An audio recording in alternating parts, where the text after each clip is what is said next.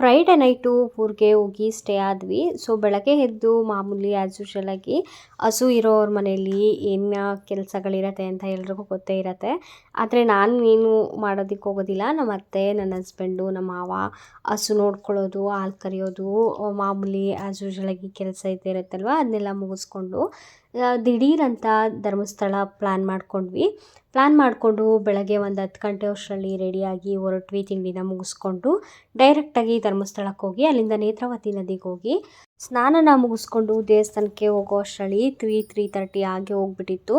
So ನಾವು late ಆಯಿತು, ದೇವಸ್ಥಾನ ಕ್ಲೋಸ್ ಮಾಡಿರ್ತಾರೆ ಅಂತ ಅಂದ್ಕೊಂಡು ಹೋದ್ವಿ. ಬಟ್ ಆದರೆ ನಮ್ಮ ಅದೃಷ್ಟ ದೇವಸ್ಥಾನ ಏನು ಕ್ಲೋಸ್ ಇರಲಿಲ್ಲ, ಓಪನ್ ಆಗೇ ಇತ್ತು. ನಾವು ನಾರ್ಮಲ್ ದರ್ಶನಕ್ಕೇ ಹೋದ್ವಿ. ಅರ್ಧ ಗಂಟೆ ಒಳಗಡೆ ನಮಗೆ ದರ್ಶನ ಆಗಿ ನಾವು 4 ಗಂಟೆ ಒಳಗಡೆ ಊಟನೂ ಮುಗಿಸ್ಕೊಂಡು ಹೊರಗಡೆ ಬಂದ್ವಿ.